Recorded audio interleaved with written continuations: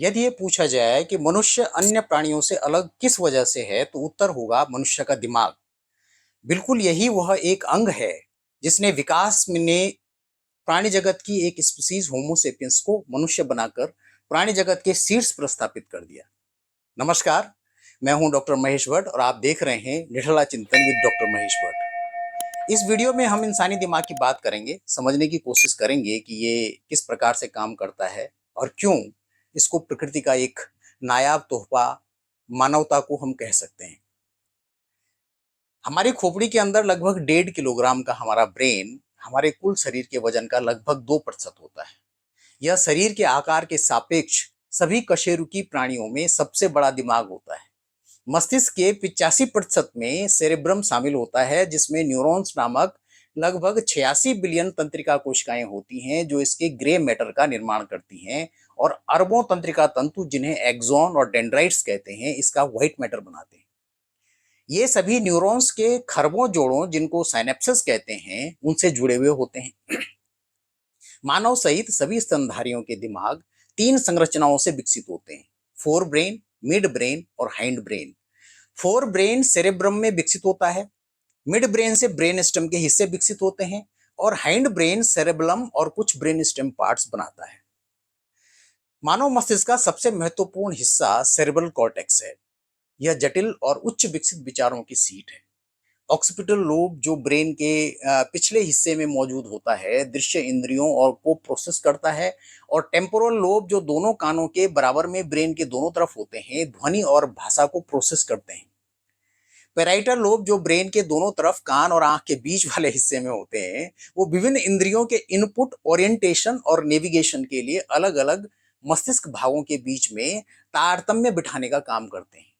Brain जो brain stem होता है उसमें मेडुला ऑब्लंगाटा, पोन्स और मिड ब्रेन शामिल होते हैं। यह मस्तिष्क और रीढ़ की हड्डी को जोड़ता है। यह आवश्यक लाइफ सपोर्ट सिस्टम जैसे हृदय, श्वास और चेतना को नियंत्रित करता है। थैलेमस और हाइपोथैलेमस सेरेब्रम और ब्रेन स्टेम के बीच स्थित होते हैं।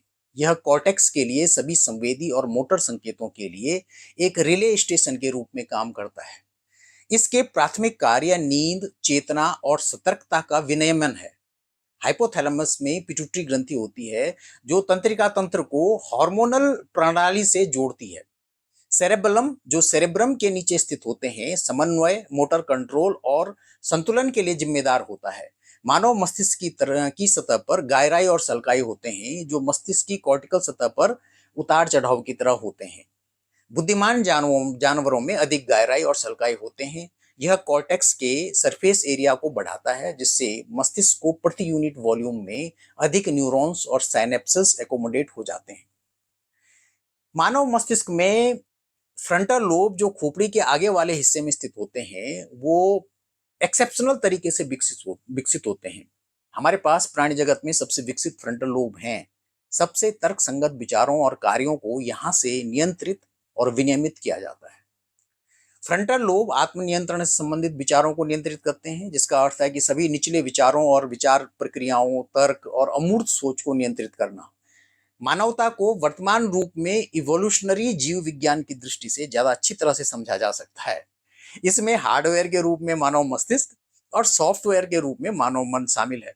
इसलिए हमारी विचार प्रक्रियाओं का विकास संभवतः एक प्रजाति के रूप में मनुष्यों को जीवित रहने के लिए प्राकृतिक चयन की आवश्यकता थी।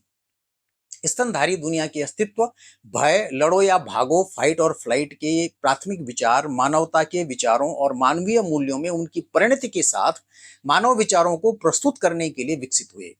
बुनियादी एनिमल अस्तित्व के विचारों का विकास आधुनिक अवधारणाओं और संस्कृतियों, दर्शन, धर्मों और विज्ञान के सिद्धांतों में मानव मूल्यों के विचारों के साथ हुआ, जो मानव विचार प्रक्रियाओं के जटिल तंत्र में गवर्निंग विचार बन गए, जो होमोसेपियंस प्राणी में मानवता को संभव बना देते हैं।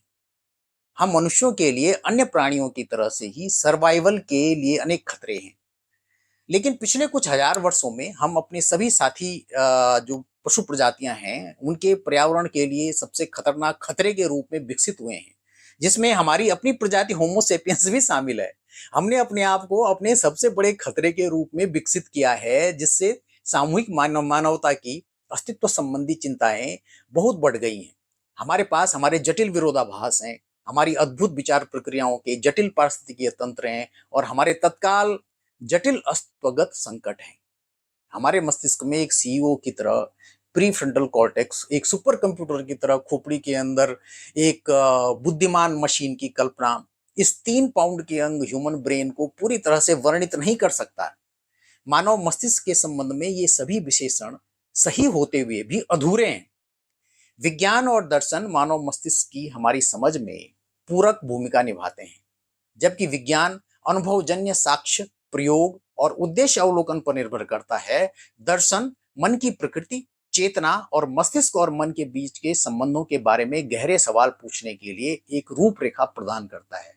साथ में वे मानव मस्तिष्क और इसके कार्यों की अधिक व्यापक समझ में योगदान करते हैं।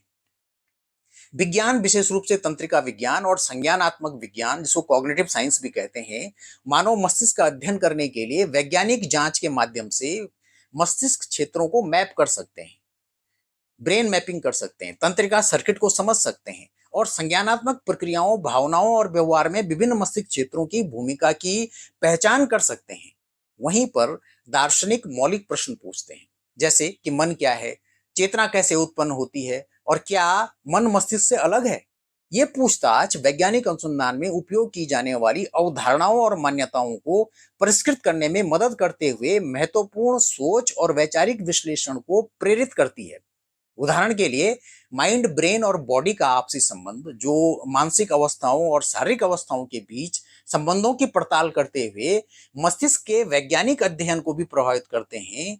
मानव मस्तिष्क का अध्ययन अक्सर एक अंतः विषय दृष्टिकोण से लाभान्वित होता है, जो विज्ञान और दर्शन की अंतर्दृष्टि को जोड़ता है और न्यूरोसाइंटिस्ट और दार्शनिक दोनों डोमेन को पाटने वाले जटिल प्रश्नों का पता लगाने के लिए सहयोग कर सकते हैं। उदाहरण के लिए तंत्रिका विज्ञान के निष्कर्षों के प्रकाश में न्यूरोटेक्नोलॉजी के नैतिक निहितार्थ और स्वयं की और व्यक्तिगत पहचान की प्रकृति की बहस में वैज्ञानिक साक्ष्य और दार्शनिक तर्क दोनों शामिल होते हैं।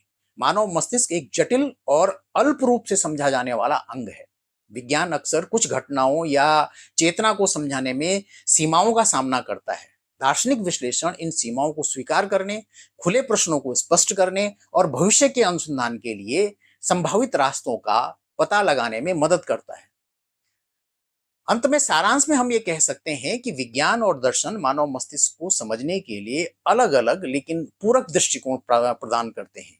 विज्ञान अनुभवजन्य साक्ष्य और उद्देश्य अवलोकन की आपूर्ति करता है, जबकि दर्शन वैचारिक विश्लेषण में संलग्न होता है और मस्तिष्क के लिए मन और उसके संबंध के बारे में गहरे सवालों से निपटता है। इन विषयों का एकीकरण ज्ञात ब्रह्मांड में सबसे जटिल अंग मानव मस्तिष्क की एक समृद्ध समझ को बढ़ावा देता है।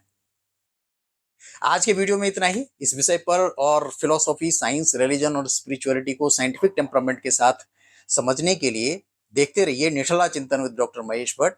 इस वीडियो को ज़्यादा से ज़्यादा शेयर करके लाइक करें और यदि आपने अभी तक इस चैनल को सब्सक्राइब नहीं किया तो सब्सक्राइब करके बेल आइकन जरूर दबा दें। अपना और अपने स्वास्थ्य का ख्याल रखें। धन्यवाद। नमस्कार।